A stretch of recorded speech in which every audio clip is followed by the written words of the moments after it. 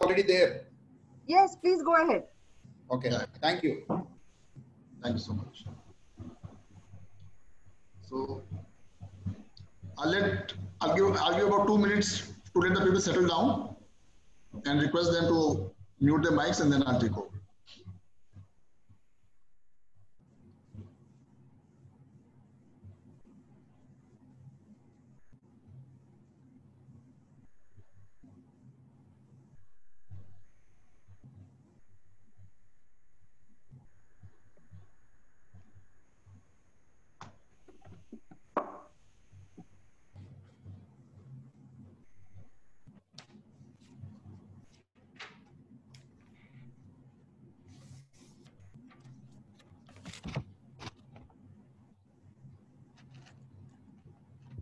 Hello.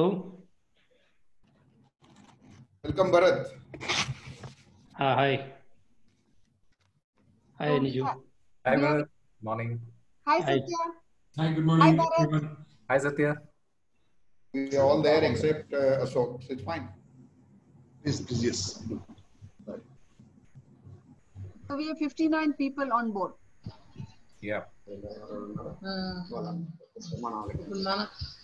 మనం join అయ్యి ఉంటున్నాం వాళ్ళకి తెలియదు కదా తెలుస్తుందా మొబైల్ అయితే క్యాన్సిల్ చేసి తీస్తారు ఎందుకు వచ్చి తర్వాత ఇది మళ్ళీ యూట్యూబ్ లో పెడతారు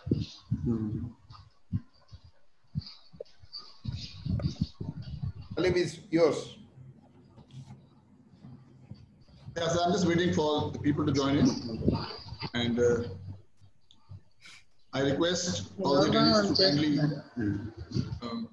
to mute the mics so that we can start. A very good morning to you, ladies and gentlemen.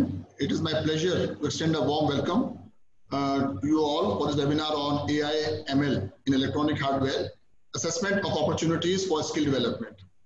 Without wasting much time, I would like to take the opportunity and invite Mr. N.K. Mohapatra, CEO of the Electronic Sector Skill Council of India, for his opening remarks and for the introduction to the webinar. Over to you, sir. Thank you, Salim. I welcome our keynote speaker, Dr. B.K. Murthy, and all panelists for launch of our report, AI ML Electronic Hardware, Assessment of Opportunities for Skill Development. This report is our effort to realize huge potential and advantage of AI ML into electronics hardware design, development, up to services. I also welcome all the participants who have registered to attend this launch of our report, and thank you all for your participation and expect an interactive session for benefit of all. Thank you.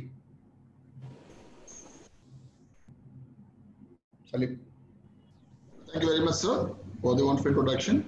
Now, I would like to request the chief guest of the day, Dr. B.K. Murthy, Senior Director and Group Coordinator R&D in IT and Digital India Corporation, that is MIT, to deliver the keynote address for the occasion. Over to you, sir. Yeah, good morning. Good morning to all of you. Mr. Mohapatra, Mr. Vijayan, and Mr. Bharat, and others. Very good morning to all of you. And I wish you all of you are safe and comfortable in this COVID period. I think most of you are maintaining safe distance and safety, and then maintaining your immunity, also boosting your immunity with various medicines and other chitkas, what we call. So hope all of you are maintaining that immunity. And now I had just a glimpse of having some the executive summary of the report and other things. So coming to the AI in this current scenario is very, very important. And now AI, like in the early 80s, there was a lot of promise from IT and IT enabled services, and which delivered. Similar promise is expecting from the AI and other emerging technologies as well in the current scenario. So the way in 1980s, India has taken into a boom into a big ticket item of the IT and computerization, IT enabled services, and make an global mark on the globe. At the same time, in the similar way, the AI and emerging technologies will also is expected to make that much impact across the globe. So India is known for IT and IT-enabled services and software industry. And also the hardware industry is picking up very well. Now, this is the time that we have to focus on AI, and even the hardware engineers also should learn some of the AI. Nowadays, there is no difference between a software engineer and a hardware engineer or any other branch of it. Gone are the days where somebody knows a little bit of commercial software database design and then he could set up a company and then provide the solutions. Now it is not done. The clients are expecting too much from all the things, that unless you have a complete ecosystem of right from the hardware, software, and the application software and the applications delivery at its point, including the hosting services, are being expected by the clients. So now we should be ready in a position to provide all these things in a platter to the system. So that means each one of us, while doing our business in our own niche area, we need to collaborate with the neighboring partners who will be doing the other things, and then stitch the whole thing into a beautiful garment and present it to the client. That is what the client is expecting. That means each one of us doing our own business, and at the same time, we need to collaborate with others and provide an aggregator platform to the client. That's what they are expecting. So in this scenario, a hardware company itself just keeping that I am an hardware manufacturer, I am doing the PCB manufacturing or manufacturing a gadget is not enough. That their embedded software also need to be built by us, or we can get it from the neighbor who can deliver this, collaborate with him, and then get it. So in this scenario, AI is now emerging, and it is already proven. A lot of applications have been developed. The very recent the development of the Arogya Setu application itself has shown that how AI and data science and ML can benefit a lot of users. This also has been proven. Now already more than 13 crore people are there on the Arogya Setu. Similar applications are being built by many things. During the last 3 months, during the COVID scenario itself, many people have worked from home and showed that AI and data science will be much more useful and much more promising technologies to adopt for us. So in this scenario, I compliment the Electronic Secrecy Council to bring out their report on AI and ML and how the courses will be useful for the common man and people who are working towards upskilling their talent and then come out with good jobs. Now the COVID, while most of the people are suffering by lockdown and others, this is the right opportunity for the people, the youngsters who are trying to upskill their talent. So this is the opportunity, and normally it is said that during any of these recession period, people will try to aggregate and then try to come out, consolidate whatever the achievements that they have done. Based on the achievements, it provides new business opportunities. So with these things that we need to gear up towards acquiring new skills. With that, I request Electronic Sector Skill Council to take a big role in upskilling many of the people who are working in the industry and who are suffering from the job losses or having the fear of having that job loss. So that will not come in any way, and there are a lot of opportunities, especially in the IT sector, thanks to the banning some of the products of China apps and other things. So some of these things people are already supporting, some of the apps need to be banned. At the same time, already yesterday and day before yesterday, some of the news items have come, some of the applications, apps which are creating a lot of threat to our nation's security are being banned. At the same time, we need to develop similar type of applications and apps also to do it. So we need to gear up our manpower, which are amicable to develop such applications and then for the usability of the common man. That is very important. Now coming to the AI and ML for the hardware sector, yes, there are a lot of opportunity even in the industry, robots and other things. People are using robotics for industries and automation, IoT, Industry 4.0. these are the areas where we need to reskill our manpower, and then come out with a good talent cohort of pool that is required for the industry. Not only our own domestic market, at the same time for the other markets also, development markets also, we need to skill. So while reskilling, while identifying the programs, we need to go for a national program on the reskilling of this is very important.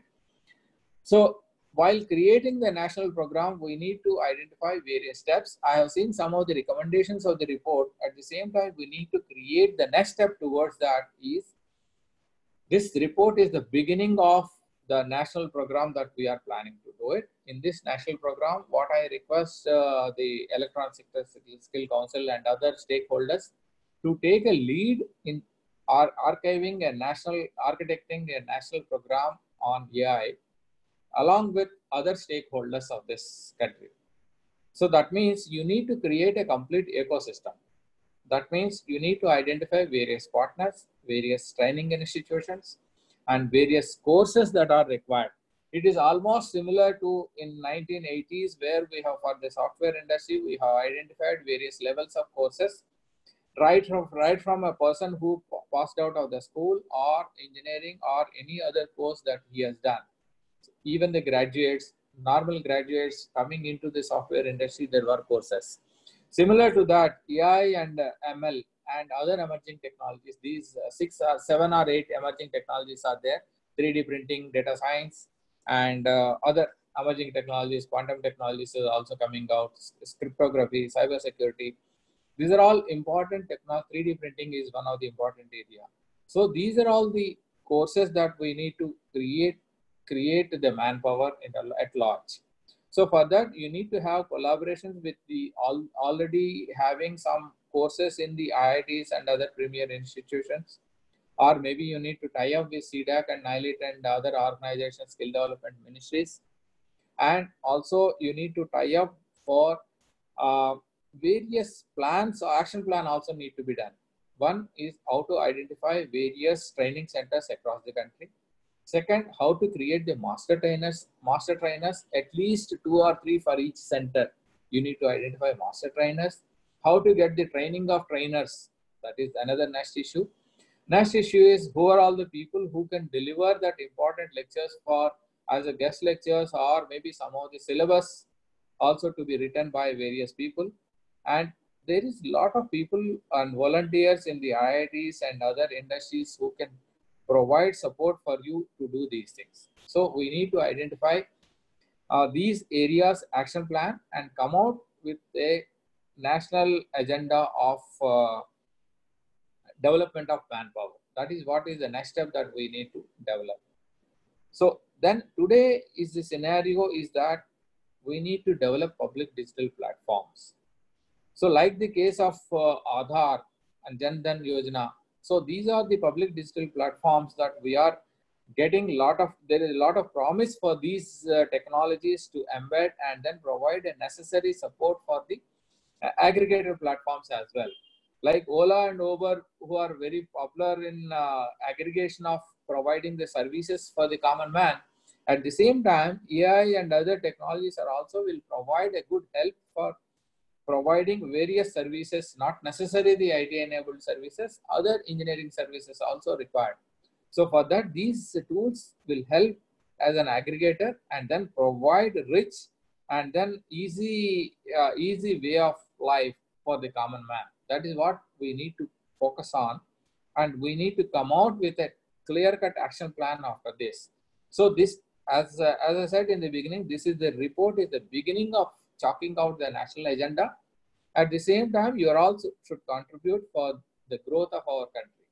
So we can easily come out with this pandemic situation currently if we all put together our efforts. And fortunately, the IT platform provide a work from home culture for everybody. And we have seen during the last 3 months also our efforts have reduced drastically, and then productivity has increased. So we need not travel. So like, for example, for the same seminar, if I have to come physically, I have to spend at least 1 hour before I have to reach your place and then come back. So 2 hours of my time would have been wasted additionally just for travel between my place to your place or whatever. So all the other participants also can use it. So these are the platforms which will provide a benefit for the most of the users. We need to encash this and then get the opportunistic model, and then try for this, whatever the recession that we are having it, we can come out very quickly. I expect if we all put together within next 1 year or 2 years, we can come out and then our industry will become sustainable again. So I wish you all the best for this. Thank you very much. Yeah, over to you, Mr. Mohammed.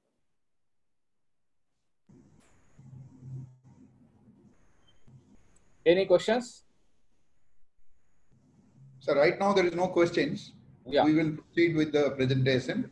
Yeah. Okay. Yeah. Thank you very much. Yeah. Yeah. Right. Thank you very much, sir, for the wonderful insights. Out and then coming back, but I will be available. Okay, sir. Okay. Thank you. Thanks. Thank you very much. Thank you very much, sir, for the wonderful insights and the perspective. I would now like to call upon Mr. Niju Vijayan of Avantium Advisors for a detailed presentation on the report on the opportunities in AI/ML electronic hardware, assessment for opportunities for skill development, and share a brief outcome of the report. Over to Mr. Niju, please.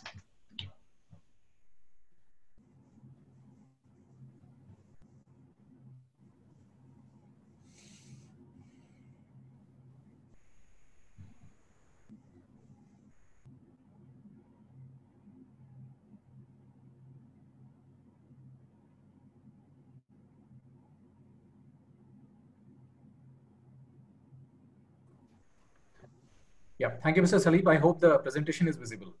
Yes. Okay. A very good morning to all of you. To Dr. Murthy and Dr. Murthy, I would like to thank you for all the kind words. You seem to have gone through the report, and now I think it adds to a little more pressure because there are certain action items and we need to see through, all of them in the next, say, 1 to 2 years, as you mentioned. So my good morning to all the participants. What you will see over the next 20 minutes from now is a glimpse of the research that was done on the electronic hardware and from the perspective of AI/ML hardware, and what are the opportunities that we have for the skills development in India. So it's going to be a short presentation, but what we will cover as part of that is a glimpse of the global artificial intelligence industry. We'll look at what are the kind of growth trends that we see in India at this point of time, what we anticipate over the next 5 to 6 years, and more importantly, how are the investment and technology trends, shaping up. And of course, we will end up with looking at what's the way forward for skills development. As Dr. Murthy pointed out, there are a lot of action items.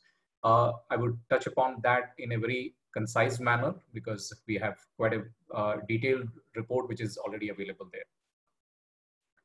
So with that, let me, So as you would note that, artificial intelligence has been in existence for a very long time, but what makes it more interesting is that over the next, say, 10 to 15 years, it's possibly going to be the most dominant technology globally, which means that, whatever other technologies that are going to come in, this would probably sit as a mother technology for many of them, whether we are talking about robots or we are talking about big data. These are all going to be in some way or the other to be driven by artificial intelligence. Globally, as you might know that there's a lot of spending that is taking place. Our estimate shows that 20 billion of spending is happening every year by the large corporations on artificial intelligence development. Now, where does this go? Will take the global industry. Global industry, which is today somewhere, I would say, a little less than 2 trillion in terms of its revenues, would grow by 2.5 times by 2025 and will be about 5 trillion in its size. Manufacturing, mobility and healthcare are some of the key segments which will be driving this, growth globally. Now let's come to India. India, it's still I would say, nascent market. And the industry is also kind of, slowly but surely, taking root. There are many reasons why it is growing, and some of the key drivers are over the last, I would say, 5 to 6 years, we have seen a lot of push towards digitalization, and that's one of the reasons why the AI industry will also grow pretty fast. And this has also resulted in the emergence of a lot of startups in the country. Now, India is definitely becoming a startup hub, but a lot of startups are focusing on AI as an industry. And of course, that is being supported by the fact that India has got a large, talent pool. Engineering graduates are one of the highest in the world. So that also becomes a good feeding, source for this industry. While we talk about the drivers, there are certain challenges which are also impacting the industry. One is that when we look at the composition of investment that are taking place, of course, the large corporates are today a little behind some of the startups and probably the global companies when it comes to investment in AI. That over a period of time definitely should undergo a change.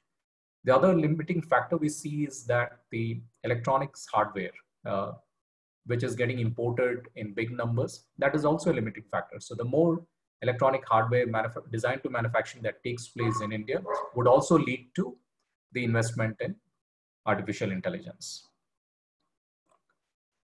So how does the value chain look like? Now the value chain has got, on one side, we have, the data analytics providers, the data scientists who, make sense of a whole lot of data. Then we have the semiconductor companies, which also work with the ODMs, and then the fabs there. The other segment of the value chain is where we have the, the startups which are focused on artificial intelligence. Today, they are primarily focused on the software, but we will talk about, how that trend could possibly change in the coming years. Now, what's within that is we have many of the offshore centers, the captive centers which are operating here. And then you have the larger companies.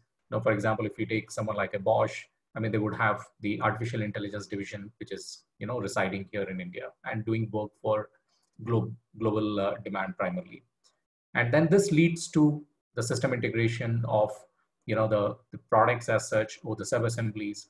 And then it finally would be manufactured by either an OEM or an EMS, which would find usage by, either people like us or by the industries on a B2B basis. And all this is today, having a horizontal of academia and research institutes which are working with on pure research as well as with the industry. And we definitely are going to see good amount of interventions made by the government, both as an enabler and also as a a policymaker regulator. So what is the size of the artificial intelligence hardware? Now, what we did was we did a 3 to 4 months research where we spoke to a lot of companies in India. We spoke to the policymakers, we spoke to certain industry bodies to understand how the spending is taking place and what it will mean for the AI industry and specifically for the hardware. So we looked at the investments that are going into each of the industries. We aggregated that. We looked at what's the spending that is happening on technology. And from the technology, we distilled down to the spending on AI and further into the AI hardware. So you can see that the AI hardware spending, which was, almost like, I would say, 900 million in 2019, is expected to see a significant jump. So we are talking about it growing by, at the rate of almost 100% by 2025. And this will be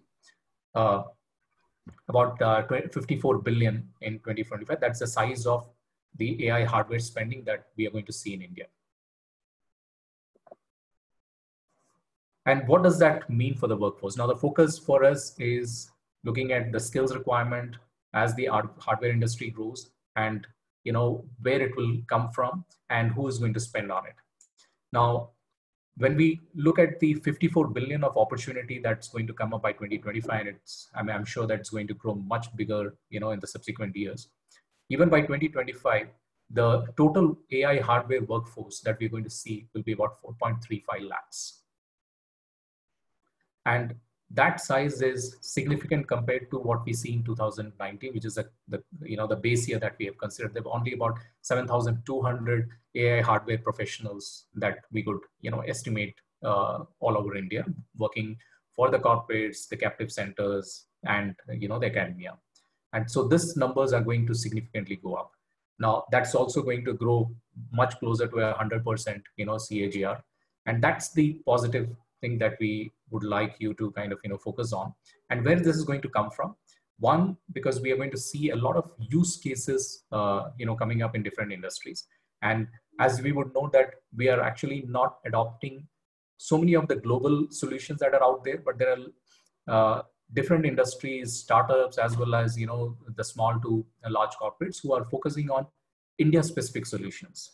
And those use cases are going to influence and encourage an adoption across segments or sub-segments which have not been, doing that so far.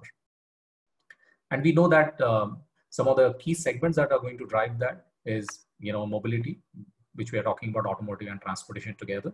That's going to account for about 32% of the total workforce, demand that's going to come up year on year. And of course, there are certain other areas which we have traditionally, connected with low technology, like agriculture. Agriculture is going to be another big segment, which is going to, contribute about 23%. If you look at the graph on the top, here we are, exhibiting the number of engineering graduates which are coming from streams which are not the computer science, right? We are talking about those which come from the streams of electronics, electrical, instrumentation, mechanical. These are the ones which also have a significant number of, contribution to make in the overall pool of engineering graduates. And those are the ones which would be the most ideal for the AI hardware demand that we are going to see from now onwards. What we have seen earlier is the year-on-year demand, but if you aggregate that and look at how many number of professionals will be working in the industry, that's also, very interestingly growing, because as we talk about it growing from 7,200 numbers to almost 4.35 lakh, by 2025, the total number of AI hardware professionals in the industry would be to the tune of 11.5 lakhs, and those numbers would be distributed among interesting areas like board design, engineering, or those who are into the digital, those with expertise in digital electronics will be in demand. Companies will ask for them, and then of course the hardware to the software kind of integration activities that would also lead to generation of demand. So these are the numbers that you can, keep in mind, that we are talking about, 4.35 lakh numbers which are going to come in 2025. Aggregate, it will be almost 11.6 lakhs as the total number of professionals in the industry. Now, let's also look at, who are the key contributing, the segments for this industry. You can break it down into one where we have the startups, we have the large corporates and the multinational companies. Then we have the global capability centers, which are typically the offshore centers which have been set in India, which started off on the cost arbitrage, but has now come to a stage where they would rather, leverage on the engineering expertise that exist in India besides the cost factor. So the startups, we have estimated that almost 1,700 startups are focused on the artificial intelligence.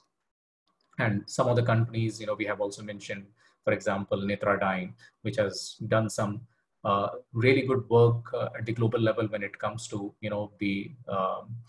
the driver safety and health in the transportation industry.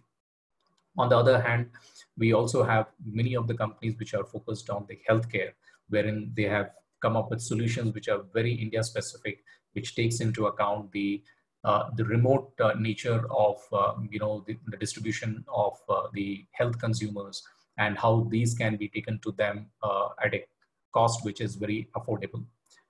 So that's the startup activity that we see. So we have more companies coming in, and the beauty of the startups is that they are small, and based on the funding, they are having that flexibility to experiment and also have a focused approach towards certain solutions. So that's going to create demand for hardware engineers.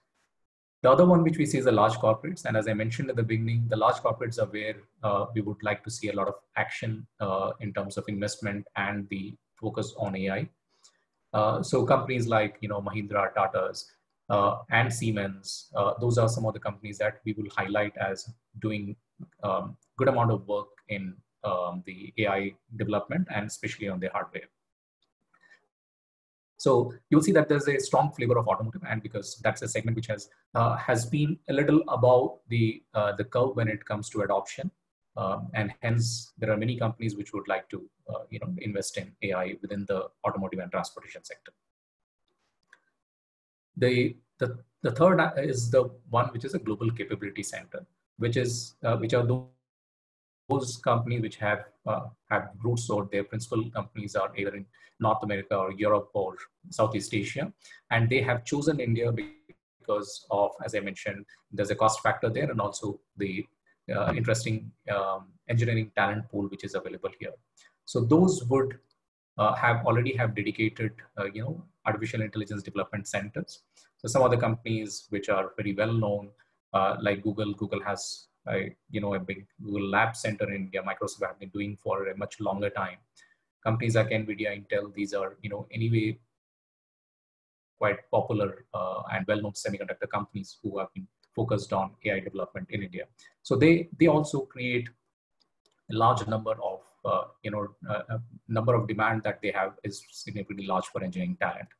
The last but not the least is are those companies which are indigenous chip companies or fabless companies, we can call them. Those who have been designing chips in India, and of course the chips get manufactured elsewhere because of lack of fab facility in the country. And when they work, they are working on very specific, many of times local solutions, and that we expect that this segment is likely to grow. And when it grows, and one of the other reasons why it will grow, as Dr. Murthy pointed out, that the current situation warrants that there has to be a greater emphasis on what can be developed locally. So whether we are talking about the vocal for local or greater localization of what is being imported, this is a segment which will see a good jump in terms of what it can contribute overall, and also to the AI hardware professionals. On the right, you will see that's the table there, which shows how each of these components of the AI hardware contributors are going to grow from 2019 to 25. So the startups which today have a very impressive 30% contribution will come down, and that's quite natural because one, the overall opportunity size will increase. Second is that as startup companies, they will also be acquired by larger companies as they grow in terms of their stature and capabilities. The large corporates, which today have more than half the contribution, would come down because the GCCs will find it very attractive to come to India and set up centers where they can take advantage of the or leverage the talent pool which is available here, and then do the work for global as well as for local. Indigenous chip companies, which today have a very minuscule share, would also grow. It will definitely be 1% or a little over 1% over the next 5 to 6 years. So that's the kind of the layout that you can expect as the industry stakeholders evolve over the next 5 to 6 years. So what it will mean for the stakeholders, or for the policymakers, or for institutions which are in the forefront of creating the skills and involved in the fulfillment of skills requirement. There will be on 4 pillars they will have to work. One is on the curriculum. There has to be specific industry need-based curriculum that has to be developed and implemented in the educational institutions. Location is a very important aspect because we are definitely seeing an emergence of tier 2 and tier 3 centers in the country for many of the development engineering activities. So that is something that has to be tied in when it comes to the demand scenario and how to fulfill them. The third and very important aspect is delivery. How to train the trainers, what kind of a delivery mechanism, whether it is going to be online, offline, All this we have very well articulated in this research report. And the fourth is marketing. Today, AI, while it is well known, but the fact is that AI hardware needs a little more education, so that its importance in the larger scheme of economic development can be well understood. That's one part. Second is that when it comes to courses, or when it comes to where the demand is going to come, what kind of demand and which segment of the industry, for example, it's going to be capability center, then what it needs vis-a-vis what a large corporate would need. These are something which the budding engineers need to know, and hence there has to be a marketing effort to make them aware of it. So with that, I would like to come to the end of it. And before I sign off, I would like to let all the participants know that this report that has been done, which is the property of the Electronic Sector Skill Council of India. You can actually access this report on their website. The link is given there, and this can also be shared separately if you write to them, and you can go to them, log in, and access the report. So with that, I would like to thank all of you, and I would definitely be around here after the panel discussion to take any questions that the participants might have. Thank you very much. Over to you, Mr. Salim. Yeah, thank you very much, Mr. Niju, for a very insightful presentation indeed. We now move on to the panel discussion on the assessment of opportunities in AI/ML in electronics hardware. And I hand over the proceedings to Ms. Purnima Shenoy, CEO, Hummingbird Advisors. Over to you, ma'am, please. Thank you, Salim. Our topic for discussion today is on the opportunities presented by AI and ML in the electronics industry. In the next 5 years, the demand for AI hardware professionals is expected to cross 4.35 lakhs, growing at a rate of 92% during this period.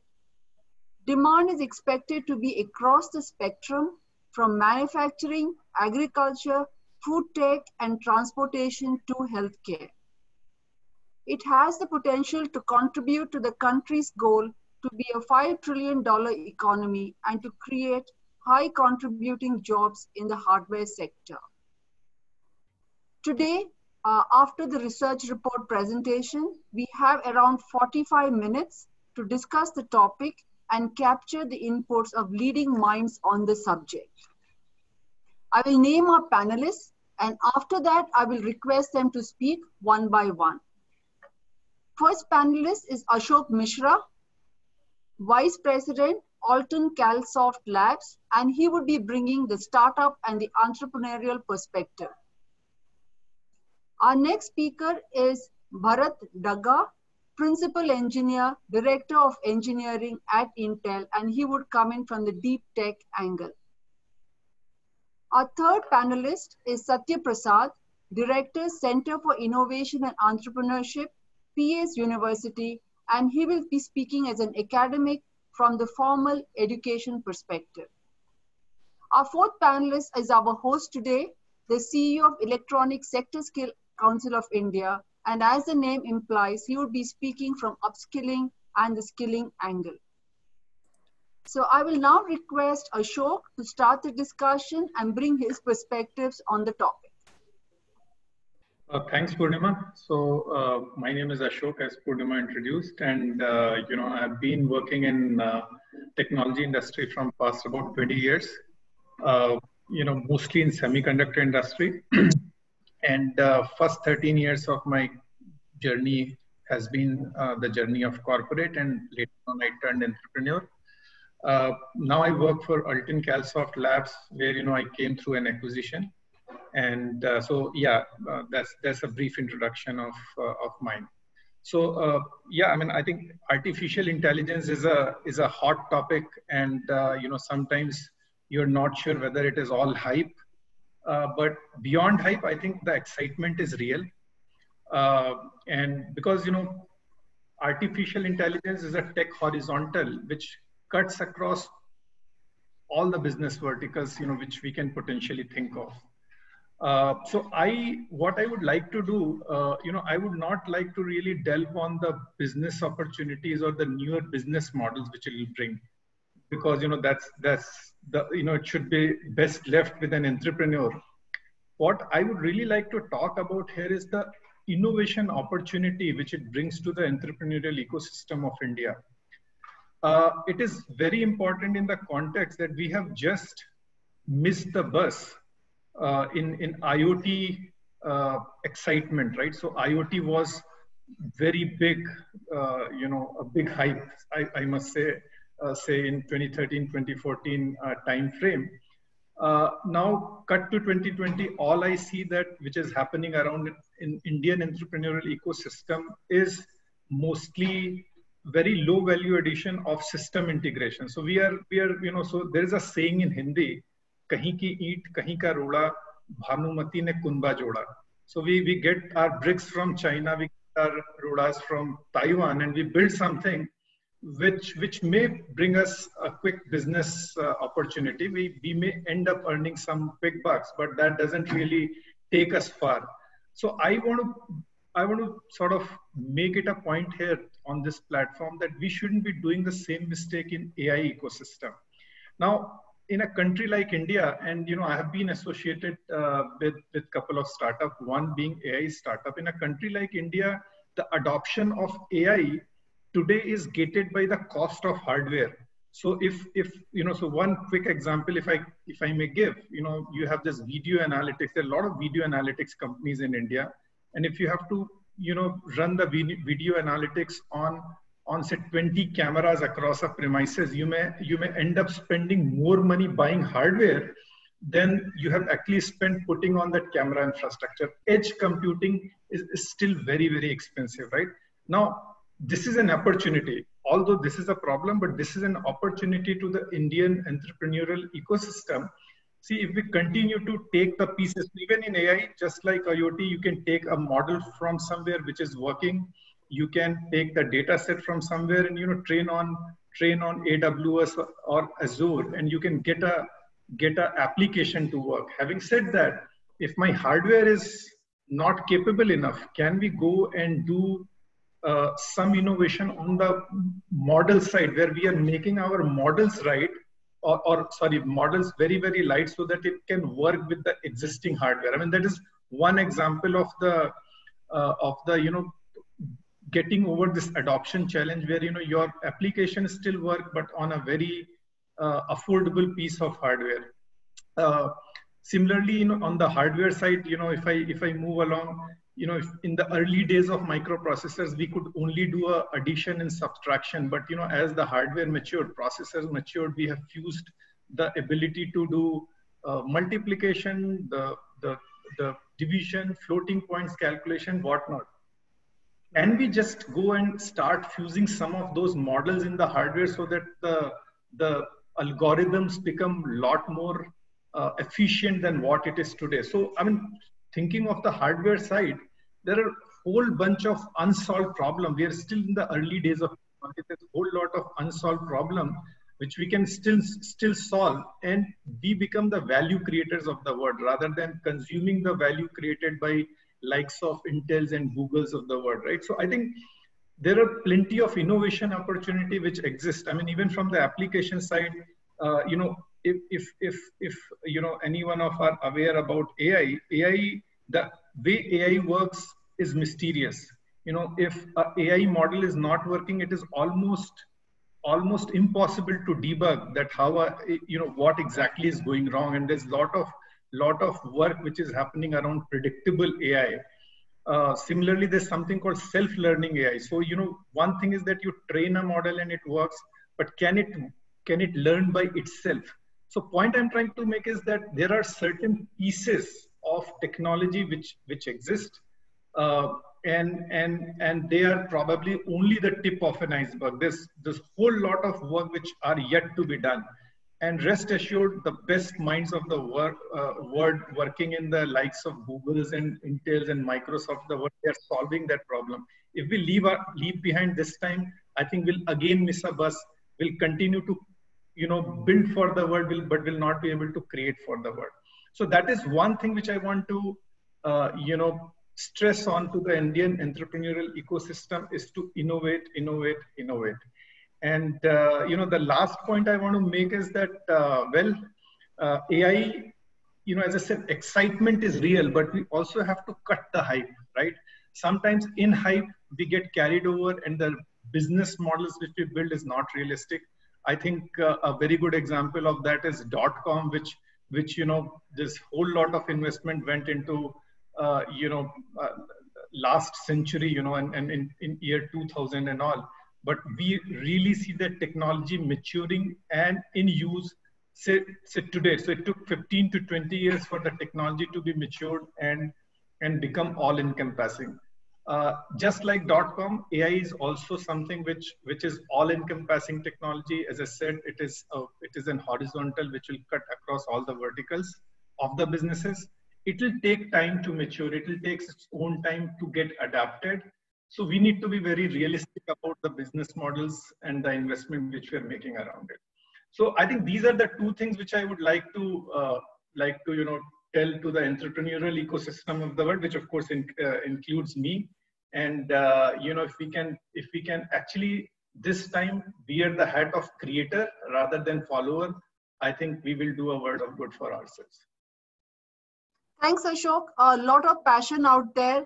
I think a lot of challenge to you, Bharat, from what Ashok has been saying. So let's get your perspective from Intel, the large corporate in the space. Hi, I hope everybody can hear me. I'm Bharat.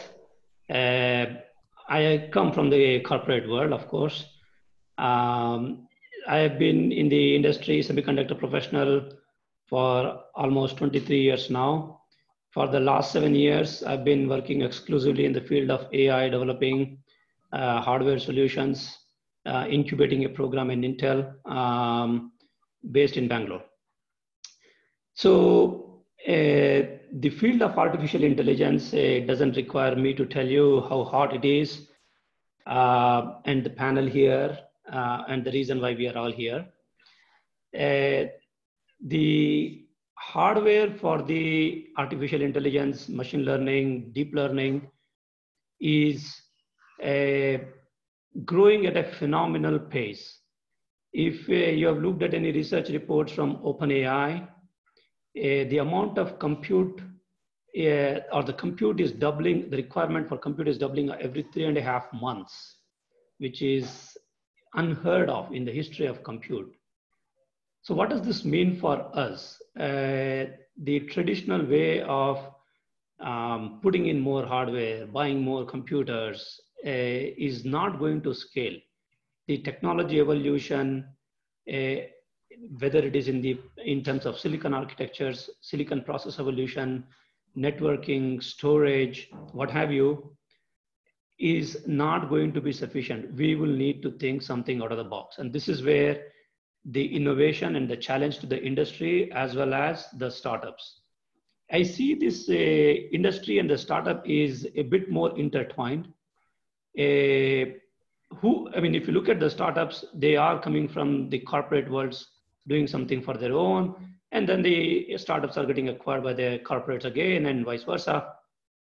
So there is a lot of synergy between these two, and this field is huge and requires tremendous amount of investment and passion from both industry, existing corporates, as well as the startup alike. Now, coming to the little bit more in terms of the field itself, I think Viju also mentioned, delved over that in his presentation. It is a very interdisciplinary field. It combines a lot of, I'm talking specifically about the hardware aspects of it. When you look at the software, the stack, the application, and the actual verticals, it's huge. It cannot be comprehended in a single sentence or so. But from a hardware perspective also, the field is very interdisciplinary. It requires a good blend of computer architecture, silicon design, computer vision, natural language processing, data analytics, And the solutions that need to emerge are a combination of all these interdisciplinary fields. The opportunity is so huge that custom hardware for each of these use cases can economically sustain on their own. We have the traditional CPUs, GPUs, FPGAs, and now a host of AI and hardware accelerators. And this field being so interdisciplinary and so huge, especially at the rate at which it is growing, the market forces are very, very dynamic and will require innovation on all fronts. The other angle which is driving the hardware development is the different deployment and the form factors. When we look at from your handheld devices, phones, to your watches, to edge devices, the amount of AI compute there and how you deploy it is significantly different than when you're looking at deploying AI compute in data centers and cloud and edge servers and so on. The use cases are also quite different, and the integration of different technologies are also different. What this all means is, from small startups in the garages or from academia to large corporates, there is a innovation requirement in every such deployment. The level of investment is different, and the integration of technologies poses different kind of challenges which may or may not be in the realm of a single expertise field. So looking at this complete picture, we are really at a very opportune time to capture this market segment, to really push the corporates, the startups, the country into taking a big leap into providing the hardware solutions for AI, ML, deep learning. The solutions are very wide-ranging. The needs are very wide-ranging, all the way from different verticals to different algorithmic fields to different size of the hardware, different deployment options, and I delved into some of them. So it's up to us to really step up, bring up a collaboration between corporate, startups, academia, facilitated by ESSCI, to rise up to the challenge. And it's a very, very bright future for all of us at this juncture. Thank you. Very good optimistic note, Bharat. And you spoke of innovation and a lot of optimism. And after you is Satya, who has innovation, is driving innovation at the university level. So I'll ask Satya to take on from here and share his perspective on the topic. Thank you, Purnima, and I'm very glad to be on the panel. Very good morning to everyone. I'm really super excited to be on this panel, and I'll tell you why shortly. But Ashok and Bharat have pretty much stolen all the thunder. They made some excellent points, but I'll try and come at it from a slightly different angle. I'll quickly start with an intro so you see where I'm coming from. And I'll start off with some opening remarks. I'm going to keep it to about 3 minutes, which is what we agreed. My career path has been somewhat unusual and has taken me through corporate, startup, and academia. So my perspectives will sort of be a morphing of these three, but I'm going to focus on academia. My academic background is in electronics and hardware, so I'm deeply rooted in electronics, and I have a master's in VLSI and also an exec management from MIT Sloan. In corporate, I spent 20 plus years at Intel working on several path-breaking products, including Intel's first 64-bit processor and the first server SoC and such. In the startup role, started the first B2B platform for photovoltaics in India. And in my current role, I lead the Center for Innovation and Entrepreneurship at PS University in Bangalore. And CI is aimed at the intersection of technology, innovation, and entrepreneurship. And we strive to act as a catalyst for budding innovators and entrepreneurs while they're still in the university. Now, why is this all relevant? AI/ML is, it's been around for close to a little over 6 decades. But what we are witnessing now is nothing short of a revolution. Right? And to give a quick example, I want to just hold this up. This was built almost, I don't know if you guys can see this. This is a neural net chip that was built in 1989, right? Compared to, and this, if I tell you, you will probably drop off your chair. This was built using 2 microns, which is 2000 nanometer. Today, processors, and Bharat referred to some of those, could be CPUs, GPUs, and all of those. I mean, they're built in 10, 14, some maybe even 7 nanometer. So what you've witnessed is an order of magnitude change in a little over 30 years, right? And that's nothing short of a revolution. So what this presents to us is the other analogy I would like to give, right? To say, why is this such a dramatic thing? We all say, hey, ML, why is it so dramatic? It's also dramatic because think of going from discrete electronics to integrated electronics and the transformation that it drove in the industry. So the AI/ML of today, compared to the AI/ML of the last 50, 60 years, is very new and presents a lot of things. Now, when something like this, when this kind of transformation happens, a lot of old rules get thrown out of the window and a lot of new rules are written. And I think what the report has done, and it's a very timely report commissioned by ESSCI, to highlight some of the opportunities, but also call out the challenges. And in my next section, I'll be focusing on some of the challenges from an academia, but I want to give you a quick sense of where we are today. When such large dramatic transformations happen, I think we've got to look at this problem in a very different way, extending the current method of doing. And for instance, some of the challenges that I see in academia, coming from an outside view perspective, is, we are very siloed, right? If you look at in the same college, in the same university, anywhere from IITs and down, you'll see computer science offering AI/ML in a certain way, electronics offering in a different way. If you look at mechatronics, mechanics. So I think there is a lot of dissonance there. I mean, we are all trying to do the best, but I think, I can dwell on this in the next section, Purnima, in terms of what are some of the things that we're doing today and what are some of the things we could be doing better. With that, these are my opening remarks, and I look forward to the other panelists. And we hope that, for the rest of the audience here, we'll be able to answer some of the questions that you might have on this topic. Thank you. Thanks, Satya. I think bringing an actual sample here is something good. And I think, there are a lot of students in the audience, and I'm sure they're going to be, very intrigued by what you showed them. I'm also seeing questions come up. I'm making a note, and at the end, we're trying to give at least 15 minutes for Q&A, and I will address them to specific panelists. So our last panelist today is Mr. Mohapatra, who is going to drive the skilling in AI/ML in the hardware space. And I think he has an interesting challenge ahead of him, but let's hear his perspective on the subject. Mr. Mohapatra, NK. Thank you, Purnima. Okay, I happen to be CEO for this Electronic Sector Skill Council, which is hosting this program. And for last 6 months, we thought about this and we did this report. I have worked here for only last 6 years. After 40 years in the industry, I'm a deep technology guy. I have done product design, manufacturing, marketing, and positioning Indian MNC in international markets. That is my background.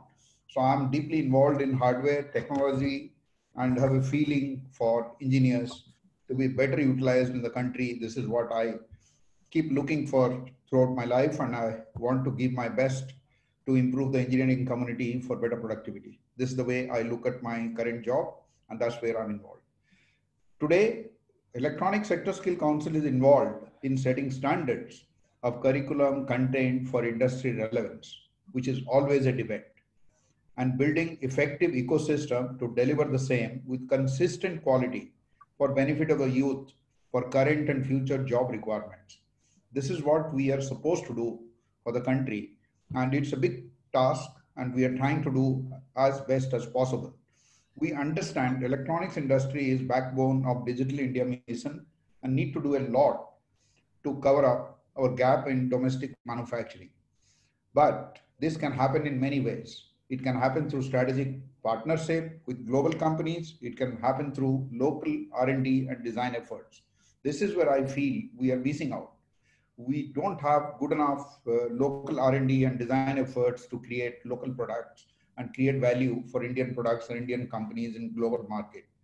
If you look at the value add from different products, like design gives 40 to 50%, manufacturing gives typically below 15%, services gives around 20%. We see through current spur of startups, India can easily emerge as leader in activity in design capabilities to become a preferred global destination for design house. And we see electronic hardware plays the most significant role in all new programs and initiatives, and see AI/ML can play a bigger role to enhance the capabilities of electronic hardware design engineers. My basic challenge is how to utilize the youth better for the country. We have seen last 20 years, all our electronics engineers doing IT services type of jobs. We didn't create enough jobs in hardware or core engineering. Now is the time we are seeing the value of deep tech companies and creating value for core engineers to work in core engineering areas rather than into other areas. So I'm deeply involved in this, and I'm deeply thinking how best we can utilize our talents for more productivity and value for the country, for the global market. Thank you, Punya. Thanks, NK. I'm being very cognizant of the time because I want to take audience questions. So I'm going to ask one question to each of the panelists, and then I'll throw it open. Satya, how do you think that universities need to prepare students for this coming opportunity? Let's say from your university, what are the steps do you think are being taken? You don't have to be too specific, but you could share it with us. Your audio is off. Thanks, Purnima. So much of the comments and the perspective I'll share are based on an experiment that we did earlier this semester. And we introduced for the first time an AI/ML course exclusively for electronics and communication students. We call it ECE. And it's titled as Practical Approach to Deep Learning, or PADDLE for short. Right? So all of the perspectives that I'm going to be sharing are drawn from that experiment, and I'd like to share some of the things that worked out well and what some of the challenges that we will have to continue to work on. And as Mr. Mohapatra mentioned, I mean, there's a lot of good raw talent in engineering institutions, right? And this is a new role that I have. It's been only 2.5 years, but you know, there's a lot of good talent here. And one of the things that we set ourselves to do is, you know, when it comes placement time, it's usually the computer science, when all the companies flock and they ask for computer science people, and then within that they say AI/ML. So we say, what are some of the things we can do to level the playing field? And so we introduced this special topic 2-credit course to address some of these challenges. There are 3 challenges that I'd like to highlight. The first one is, traditionally, and it continues to be so, we look at it in a very siloed manner, right? We're not looking at this thing holistically. AI/ML, and I think, you know, Ashok mentioned this very early on, it's a horizontal thing. And we still try and fit it into computer science, ECE, EEE, mechanical. So one of the first things that we did was to say, hey, I think we've got to look at this holistically, and we'll break away from the mindset of hardware and software, computer science and electronics, right? So in this, you know, 2-credit session, what we've done is we've kind of said, you know, here's an industry view, right? We start from the end in the mind and then kind of work backwards, system, then hardware, and then software. And we've taken, you know, an algorithmic short thing, and this is done for the 6th semester. So by the time you come to 6th semester, you've got a fairly good understanding of, you know, hardware, software. You've done a compiler class on the computer side. If you're taking, you know, in the EC stuff, you've done your architecture and such. So the first thing is, you know, I think we've got to look at this in a more holistic manner rather than the conventional way we looked at it. The second one is around the practical or centric view rather than the theoretical view, right? Most, you know, courses in almost every university, right, is very theoretical oriented. There are a lot of exams, you know, there are labs, but they're not enough. So what we said was 70% of the course is actually hands-on, right? We give the boards, the class is actually, you bring the board, you don't go to the lab comes to you, right? So 70% practical and 30% theory. And even the 30% theory was delivered largely by industry, right? Because we want to bring the latest thing that is happening out there rather than, you know, if you ask for me, you know, is there a good AI/ML textbook? There are hundreds of them, but, you know, they're all rather dry, right? They focus on certain areas. But if I want to be, you know, I want to roll up my sleeves and I want to actually build something, you know, a bunch of other things. So we focus more on the practical versus the theoretical. The last one is the solution-centric view. You know, let me give you an example, right? When we buy a cell phone, did we buy a hardware or did we buy a software? It's neither, or it's maybe both, but when customers, the famous quote that goes something like this, right? Customers don't buy products, they buy solutions to their problems. So I think AI/ML is a good solution for a number of things. So the AI/ML that you would deploy in retail is very different from the AI/ML that you would do in an industrial automation. It would be very different from what you might do in aeronautics or entertainment, right? So what we did here was to start by saying, let's understand the domains. So we had people from the industry come in, explain, there are different domains from retail, transportation, industrial automation, and such. And then we get into the, the programming, the such. So these are some things, and I'd be happy to take more questions later. And the last one, so practical stuff. What did we do, right? We said, okay, 70% theory. So we said, okay, we worked with a startup that's working in health tech, got brain scan images, and that was the final project. 50% of the marks is simply what you do on your final project is take these scans and tell us, even if it's wrong, it's okay, but tell us, can you detect some abnormalities in the scan, right? And that's essentially 50% of the entire grade. It works on a project and not on some, our internal assessment or, the final exam. So these are some practical things that we've done. I'd be happy to take more questions, and I don't want to take away time from the other panelists. I hope that's okay, Purnima. Very good, Satya. Changing things in academic world.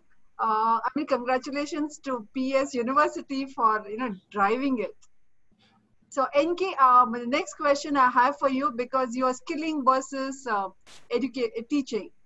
So NK, so far the sector skill councils have been looking for jobs of training people in blue collar jobs. Now for the first time we are looking at not grey collar or blue collar but white collar jobs. Would that be the mandate of ESCCI? How do you plan to address this? I will tell you, there are a few basics, Our job is very tough. Our job is to look for jobs. Yes, we get enough jobs. Now we are trying to see what jobs can create value rather than just the jobs. Our country is big. We think of jobs. We sometimes get misplaced. We do jobs. But what I'm saying is we basically understand few basic points. One is the hardware will generate opportunities and jobs, and also quality jobs. Second point is AI will enhance this quality of jobs to improve the effectiveness of the way we do things. So we think AI as a technology will not give us jobs. It will let us do jobs better than the way we do our regular jobs. So it's a technology intervention which will help our life. And also we need to do about this opportunity. We have to look at finishing schools, and we also look at the startup community to be supported for high quality skilled people for their success. Because all the startups certainly need very high quality people to succeed. The quality of people will decide the success of a startup. So we would like to contribute there. We also need to help Atmanirbhar program to announce by government for benefit of our society and the country to be superpower in technology and talent for the global requirement. What I'm meaning is, we are just not looking at the country, we are thinking how we can convert our talent to be global solution provider or global solution talent pool for any global solution or global requirements. And India has the capability, India has the talent. So far they have been underutilized. So this is the time, as most of the panelists have said, this is an opportunity. If you catch it right, we can align our talent in the right time, then we can definitely rule the world in terms of global talent and global opportunities. That's my feeling. Okay, thank you. Bharat, this one is for you. So you drive a lot of technology at Intel, and I think Ashok has spoken extensively about it. So what are the tech trends that you are seeing emerging? I mean, we have a lot of students in the audience and young people who are at the early start of their career. So, if you have to tell them to prepare for the next 3-5 years, is there some direction that you can give them? So the tech trends, I think it was discussed in the panel, Ashok referred to it as well as NK Mohapatra also. This is really an interdisciplinary field, and we really need to look at horizontally, and I think Satya is driving such a course at their university. So what we see emerging is not a point solution as a trend. We really need bit of horizontal skill sets all the way from computer vision, hardware development, computer architecture, compilers. So as we develop this hardware, we need the compilers, we need the device drivers, the software. And then of course the algorithmic field knowledge also in terms of natural language processing or transformer knowledge or AutoML.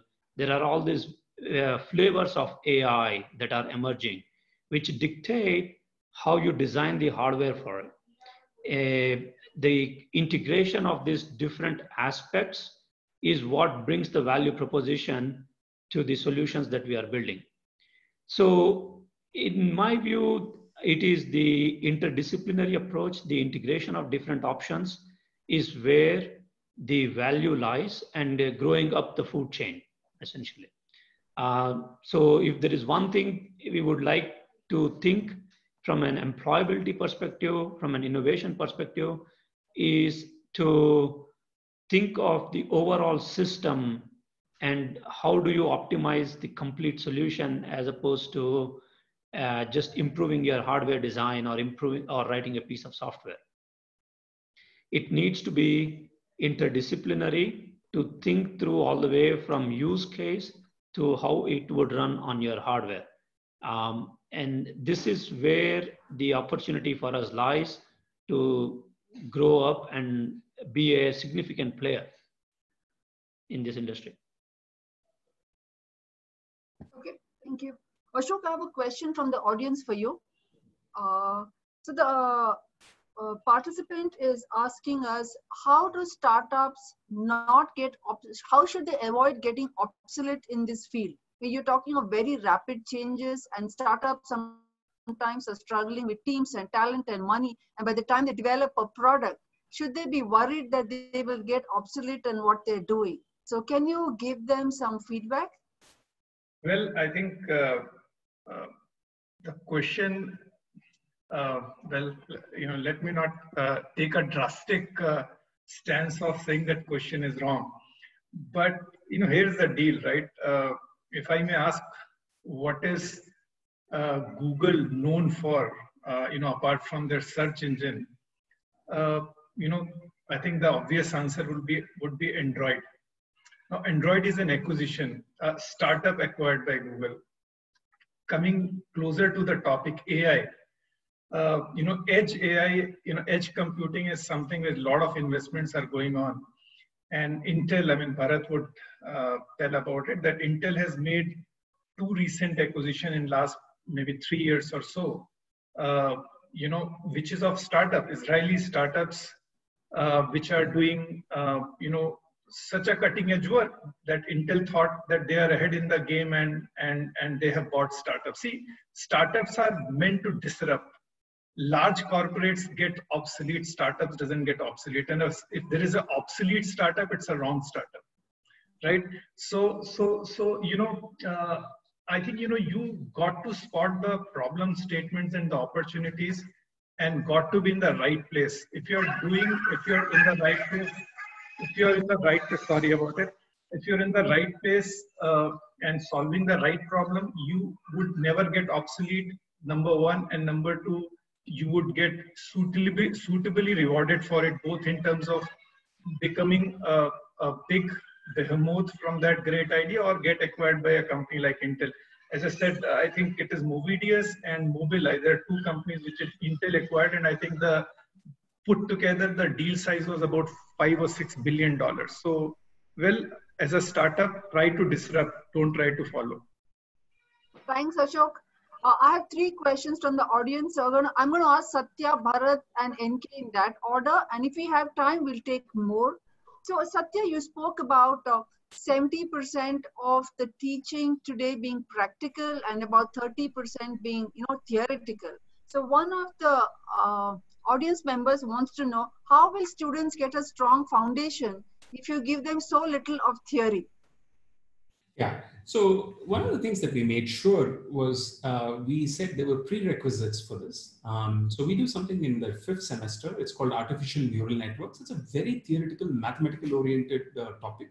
So we said that is a prerequisite, and we hope that that theoretical knowledge that they had acquired would be sufficient.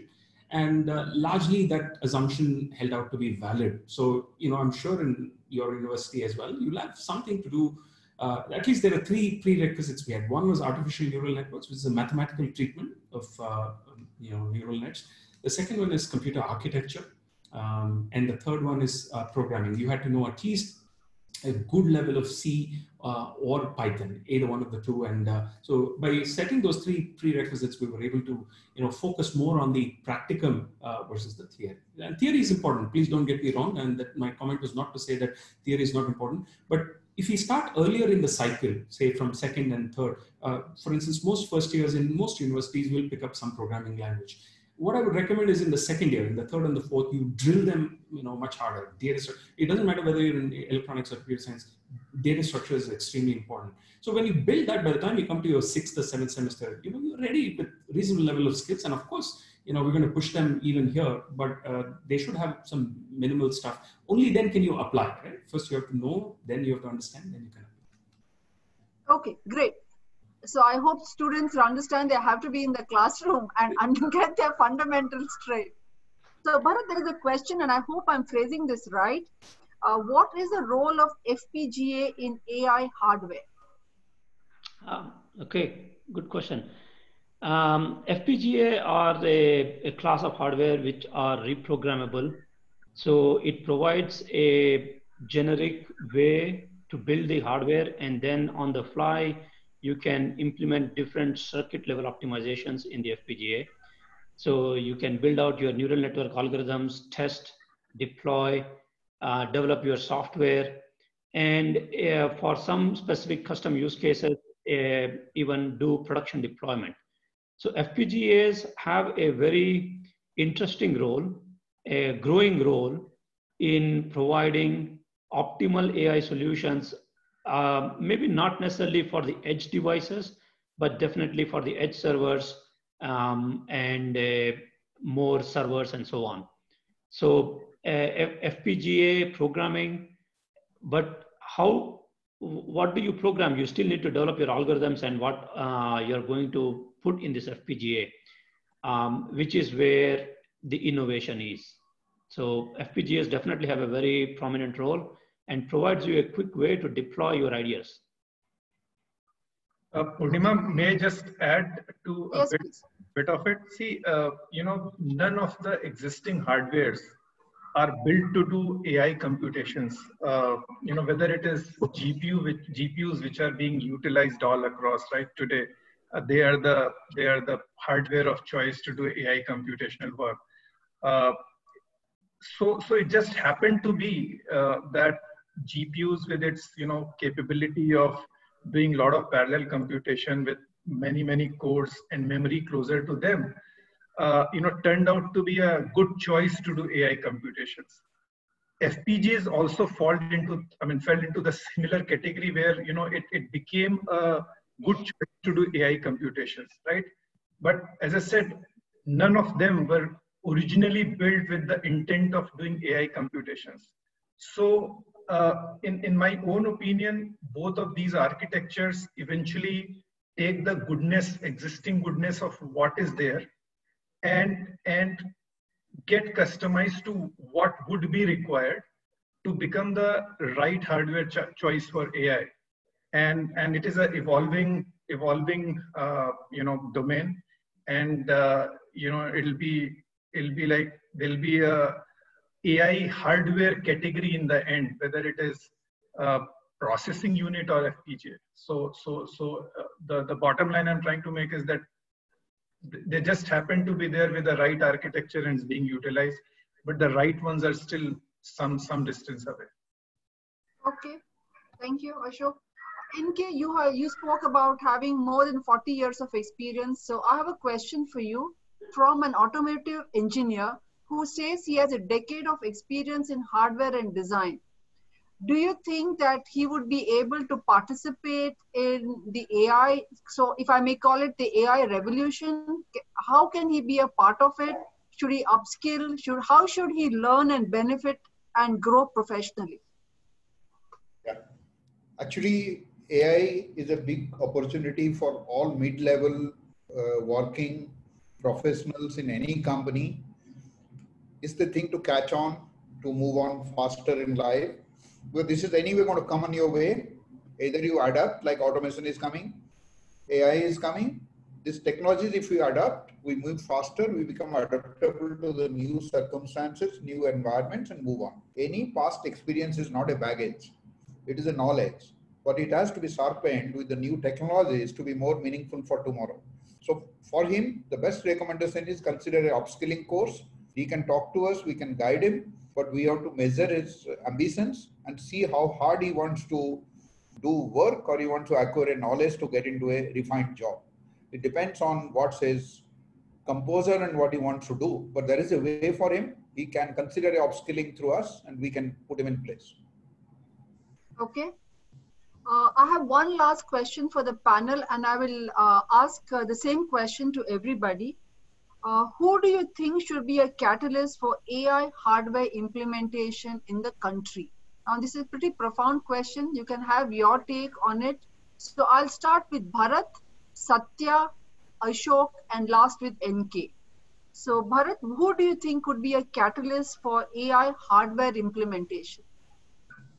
Like you said, this is a profound question. I don't think there is a one single simple answer. There is no simple pill. Otherwise, we would have solved it, or China would have solved it. So it is corporates to startups to academia to government support to investors. It will require a certain amount of vision and passion from across the field, or across these different groups of people to come together. Some of this we are already seeing in Viju's report. He talked about some 1,700 different startups, probably in different areas of AI development. From the corporate world, we can tell that we have quite a lot of presence of all global corporates, MNCs in Bangalore, in India. Some of it working on AI or adjacent technologies. There is the academia and then the government support. So it's a bit of a cultural thing that we need to bake in to say, corporate supporting the academia, doing research with the academia, maybe talking to startups, acquiring startups, or funding the startups. There is a collaboration culture that need to develop for this really to take off.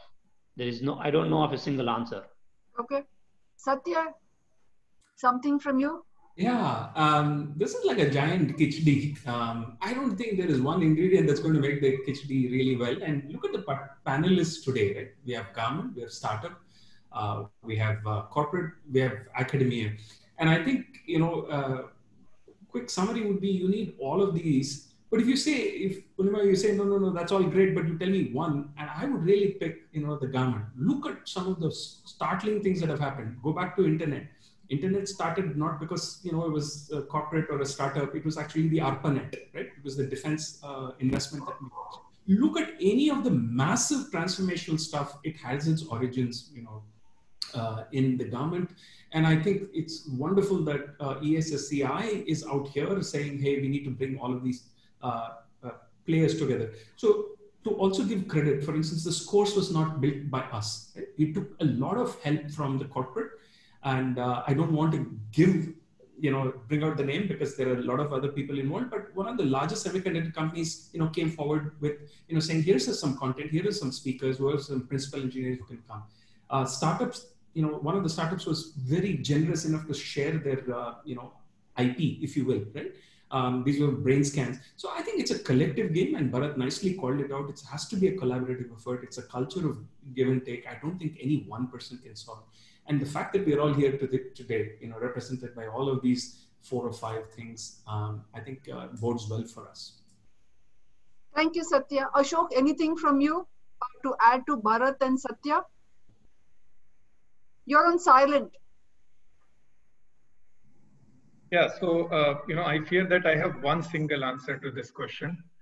I'll give you the example. There are 4 startups, edge AI processor companies or process startups operating out of India: Blaze, Alpha IC, Morphing Machine, Manjeera Digital System.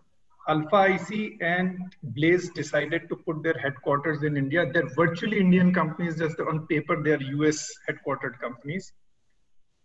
They did it and they could raise money from Silicon Valley. Manjeera and Morphing Machine, on the other hand, is Hyderabad and Bangalore based companies, has been struggling from very long time. They couldn't raise capital. They probably didn't have as good connect in Silicon Valley as other two. I'm just taking a outsider view of you. I don't know what is inside going on in these companies, but I'm just telling it as an observer, right?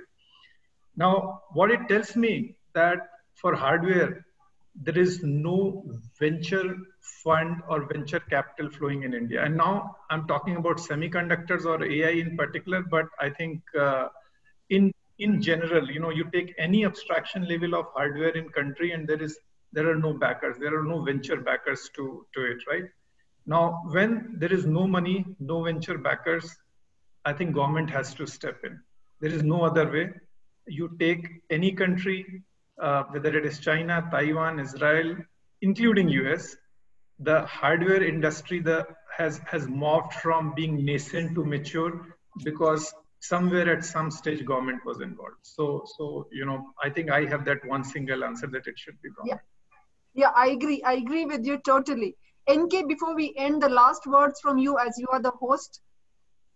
I will tell you, for me, this is a difficult question, but it's not that difficult to think. It's a complex.